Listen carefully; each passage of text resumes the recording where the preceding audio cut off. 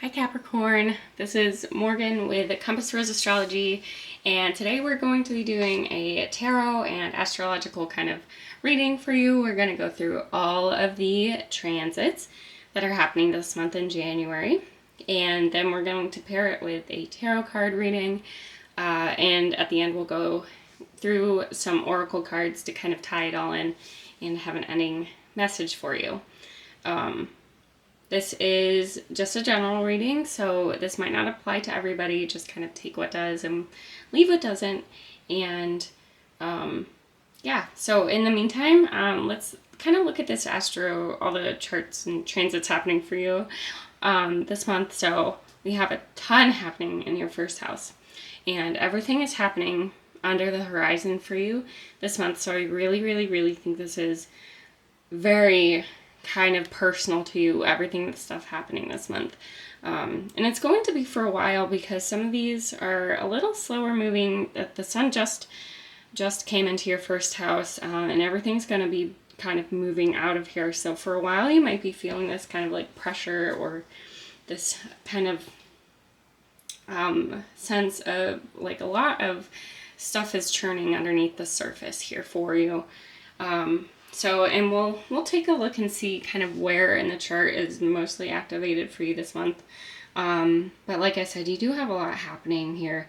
We have the first house, which is your house of self, your perception, how you present yourself, how you feel about yourself, your kind of like everyday routines to kind of like work on your body. That's kind of the first house is, and all of those placements have especially Pluto. Pluto's been in your first house for quite some time, so you're probably used to this feeling of just being regenerated and not maybe still trying to find yourself. And we have the Sun and Mercury there, so I think that's definitely going to be illuminated for a while, for this month especially. And then those are aspecting Taurus, which is your fifth house of kind of creativity and passion and kind of pleasure in children as well. So there might be some sort of themes going on this month that might relate to how you relate to maybe your kids if you have any, or how you relate to your creative outputs. And with Uranus in there, it's definitely the planet of kind of independence, kind of detachment. It's a little bit about isolation sometimes, and so with Pluto having like this sign-based aspect, it might feel a little kind of tense at times, but it's more about just trying to find who you are in all of this fun stuff. And then you have, of course, all these fun planets happening in your second, third, fourth, and sixth house, and we'll just take a look at the tarot cards to see if they bring up any of these planets, to see if maybe those are being activated as well. And we'll talk about that if that happens. So let's just go ahead and, oh, my bad. I forgot to cleanse. So let me just cleanse the space so we can bring in clear messages for you. We got this rose and sage bundle and my homemade clearing candle that brings in all good intentions, good, clear messages for Spirit's highest, Capricorn's highest self from Spirit. So thank you so much, Spirit, for bringing in clear messages and for providing highest guidance for Capricorn. And we got a little kitty coming in. So let's move him out of the way. But he's providing some spiritual guidance and protection for you as well. That's what I like to think about animals. They're always there for you, you know? So yeah, let's get into Capricorn's tarot and astrological reading.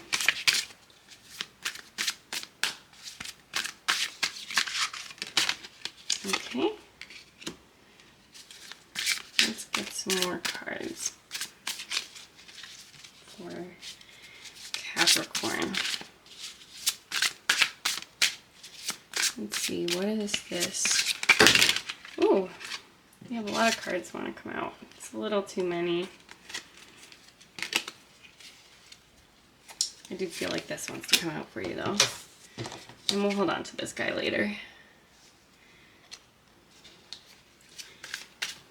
Okay.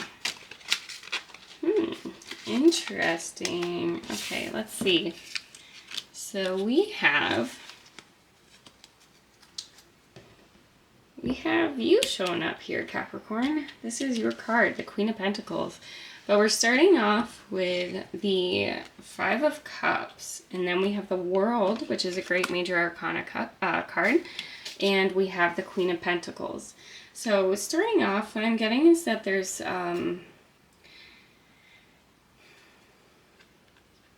just a feeling of really a feeling of being lost and detached and just not knowing how to move forward in a certain area of your life. And I feel like maybe you feel like things have come to a close in some areas of your life and you're just not sure how to proceed. It could have been, it could definitely be a mindset that you have here that you're just unsure on how to kind of find that fun and that excitement and kind of like feeling of a direction that you're used to, Capricorn, because that's definitely something that you usually have going on. Like, you're a very self-assured person that understands like their foundation. And I feel like maybe you are taking a lot out on yourself and kind of feeling this sense of disappointment and kind of regret, basically, about being in this position. So there's a lot of shame. I don't feel like you actually lost a ton of things. It's just that things have kind of changed, especially with the Three of Cups on the ground and the Two of Cups behind. Like, there's plenty of opportunity and plenty of resources that you have that you can kind of find this sense of self again, or find a good footing again after something might not have worked out. But I think you're having a hard time kind of seeing the forest through the trees here, that especially with this house in the distance, like there's something that you were working towards that might not have worked out as well as you had wanted, and it's come full circle. But we do have a whole new path, a whole new opportunity opening up to you, especially with this World card. So, you know, like, everything has to come to an end. You've probably learned so much in this process, and it has allowed you to really kind of gather yourself and become more of have a sense of wholeness, I think. But it is providing me this like feeling of like loss and kind of a sense of kind of painful experiences. And with the Queen of Pentacles here, this is you. So like, you might be like kind of like looking off into the past about how something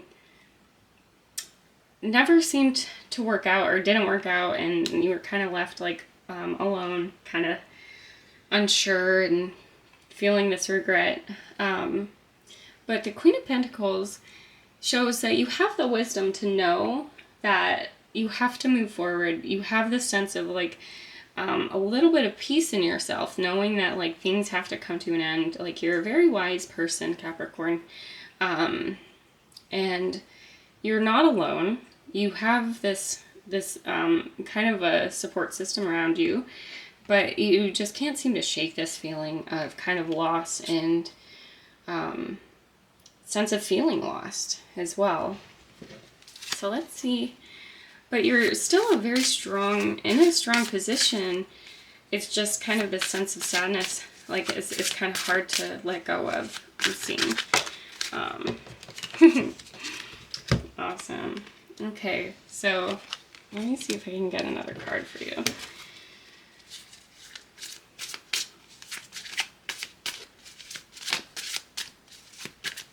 Alright, one more card. Is everything down here? Okay. Yeah. So I'm getting a lot of like, okay, so the this sometimes when the Devil card comes out, people get a little freaked out about it because it's not the most positive looking card. But this is your card, Capricorn. So this is the card that's symbolized by Capricorn. I wonder if we have, so you're ruled by Saturn, and Saturn is your second house. And the thing about Saturn being in your second house, that's a house it's what it's called, aversion to the first house. So it can't see the first house. So what I'm seeing here for you is like maybe you were kind of stuck and bound in something that provided some sense of security. And it also kind of fed into some vices I'm seeing, especially being the Devil card, because this isn't a bad card. It's just sometimes we get caught up in our just some either vices, some things we shouldn't be, that's not the most healthy for us. Could be a bit of an obsessive kind of complex, and I see this a lot with people with racing thoughts, or that have some sort of devotion to something material, whether that's like kind of an obsessive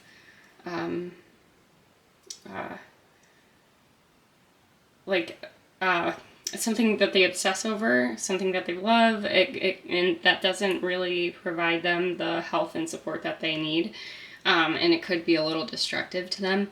And what I'm seeing with this, with Saturn in your second house, there could be something that was kind of binding you and made you feel, it could have been a skill set that you had that made you feel like you had to do something, and yet it's not allowing you to feel any sense of pleasure or sense of like fulfillment, with your Five of Cups here.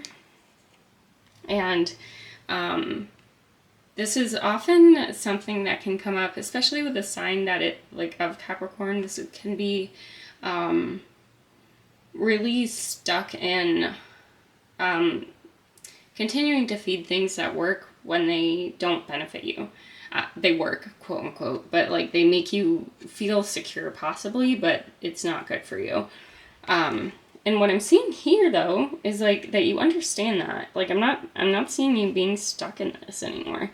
Especially with this Knight of Swords. So this is like breaking free, breaking out. This is having like a lot of ambition and drive forward. This is a card that is ruled by, it could be either Mercury or Venus. And so Mercury is, as we said, it's in your first house. So I think you're really taking into account, and it's in your second house. So you might be really binding these things together between your sense of identity, your sense of self, your sense of happiness and pleasure, and forcing yourself to take a look at what kind of brings you in that sense of security and wealth and abundance that the second house provides. And I think you're aware of a new path forward, but there's kind of this feeling of like being a little bit unhinged, like not in a bad way, but like the Knight of Swords has amazing ideas, and it's a very fast moving card. It's very exciting. It's very adventurous, but there's not really a plan. And that's definitely something that I think Capricorns really need and really enjoy, is having some sort of a plan. So I'm seeing that you are moving forward because you know that this isn't a good place to be in, and you're allowing yourself that freedom. And I think you're doing it out of a feeling of finally a sense of like knowing yourself and understanding what you need to do, being able to put into action the things that you've learned, and what will make you happy.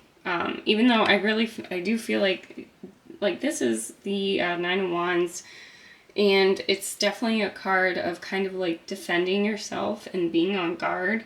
This is also a card very much of having barriers. So this could be something that is making you feel like you have to be cut off from others, or you're having a hard time kind of expressing yourself. So, but this also is a very good card for your personal self. You know that you have come out of all of this loss and kind of like disappointment, and even a sense of maybe shame in knowing that you tried your best, worked your hardest, and that sometimes you just have to go down a new path. Sometimes you have to try something new and allow the world to turn, basically, which is a really healthy kind of way of thinking about it. Let's see if we can get some more cards for you. Wow, yeah, so this was definitely like that. Okay, and let's see if we can get one more.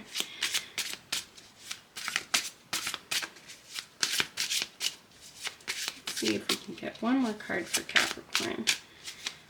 Any more messages for Capricorn?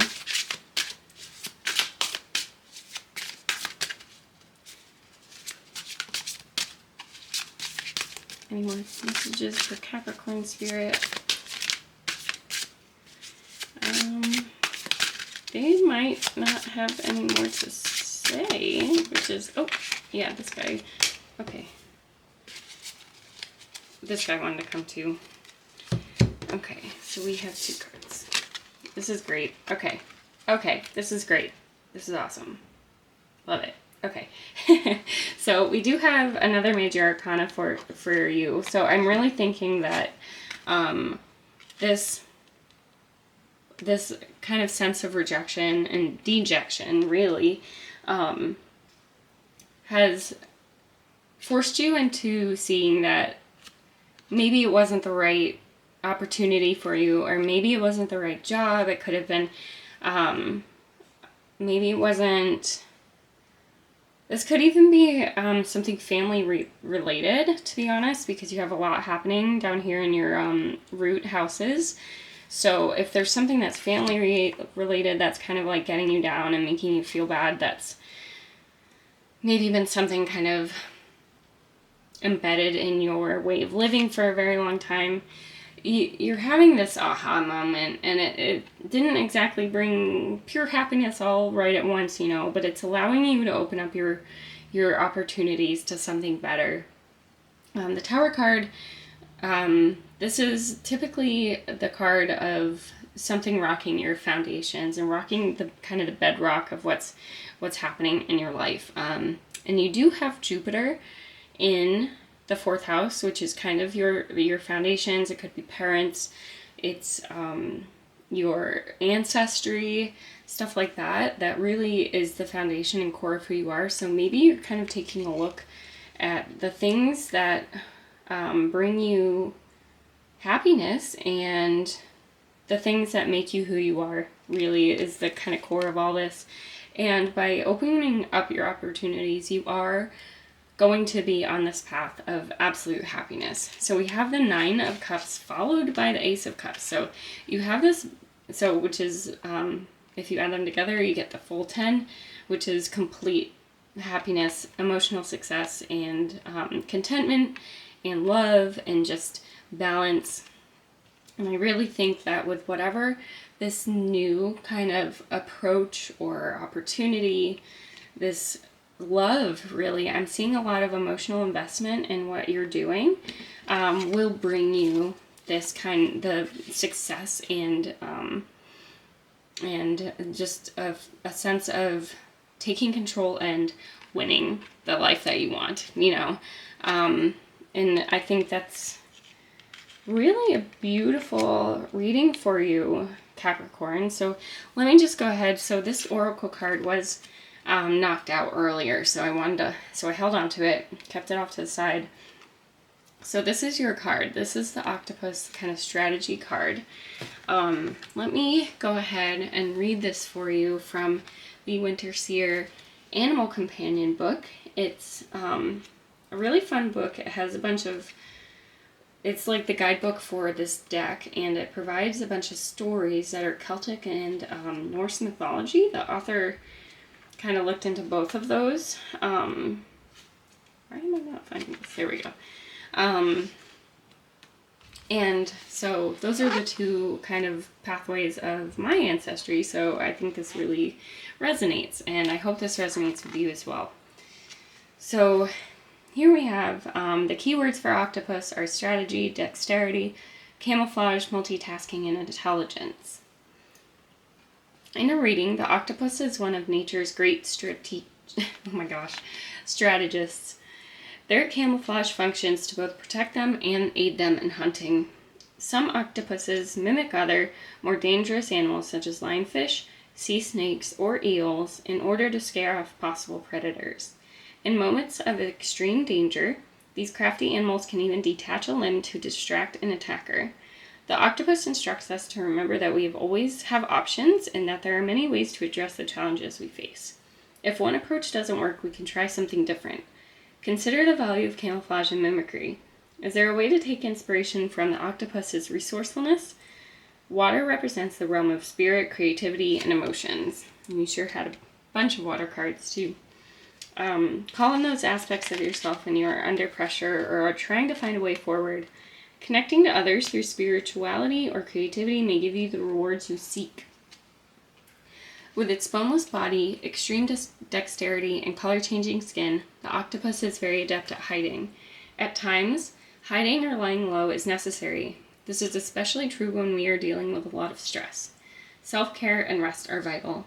However, the octopus warns us not to live our lives under a rock. There are very few problems that go away if ignored. Generally, the longer we hide from an issue, the worse it will get. It may be time for you to emerge out from under the rocks and confront the things in your life that need attention. I think that's really amazing, Capricorn. I hope this reading resonated with you. Please leave any comments or stories in the comments, because I'd love to hear if anything if you have any astrological stories or if these tarot cards kind of resonate with you. And yeah, I appreciate you tuning in, Capricorn. I will talk to you in the next video. Bye.